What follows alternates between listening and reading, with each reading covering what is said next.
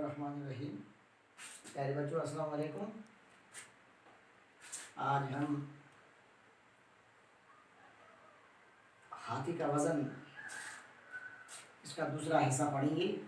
جیسا کہ آپ جانتے ہیں کہ ہم نے پہلا حصہ پچھلے لیسن میں پڑھا تھا اور دوسرا حصہ اس وقت ہم پڑھنے جا رہے ہیں۔ آپ اپنی کتاب صفحہ نمبر 36 نکالیں، 35 صفحہ نمبر 35 نکالیں اور کتاب کی طرف دیکھیں۔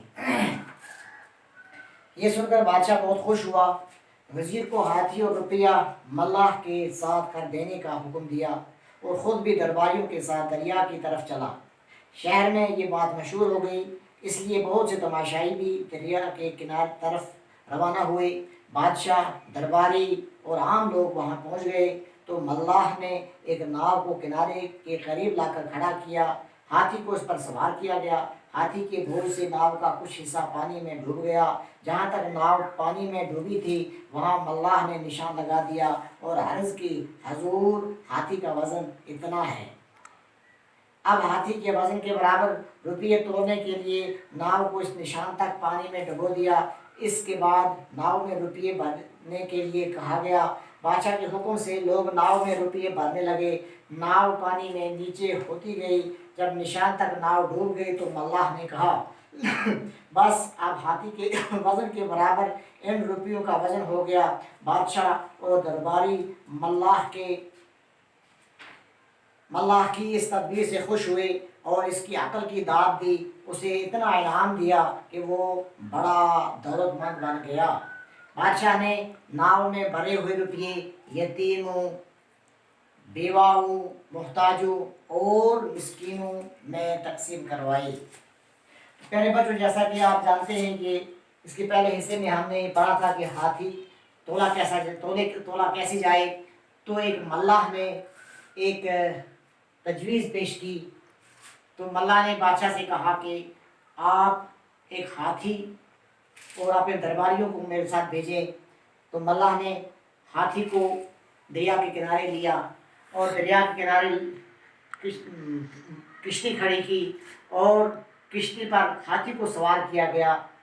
تو کیونکہ ہاتھی کافی وزن والا تھا تو ہاتھی کے وزن سے کشتی کا کچھ حصہ پانی کے اندر ڈوب گیا۔ تو جہاں تک کشتی کا حصہ پانی میں ڈوب گیا تو ملاح نے کشتی کے اس حصے پہ اپنا نشان لگا دیا اور بادشاہ سے کہا کہ ہاتھی کا وزن ہو گیا۔ تو پھر ہاتھی کو اتارا گیا۔ بادشاہ سے کہا کہ آپ اس میں روپیے ڈالیں۔ تو بادشاہ نے درباریوں کو روپیے دیے۔ درباریوں نے اس میں روپیے ڈالے۔ لوگ ڈالتے گئے تو جب تک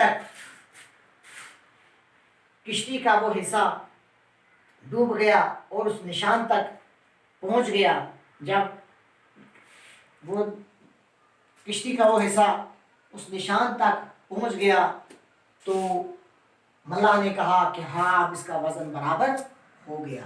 تو جب وہ وزن برابر ہوا تو بادشاہ نے ان روپیوں کو غریبوں، مسکینوں، بیواؤں، محتاجوں میں تقسیم کیا۔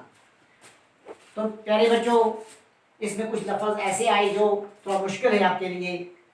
تماشا دیکھنے والا، درباری، دربار سے متعلق شخص، ملاح کشتی چلانے والا، یتیم جس کے والدین میں سے ایک یا دونوں مر گئے ہوں، بیوہ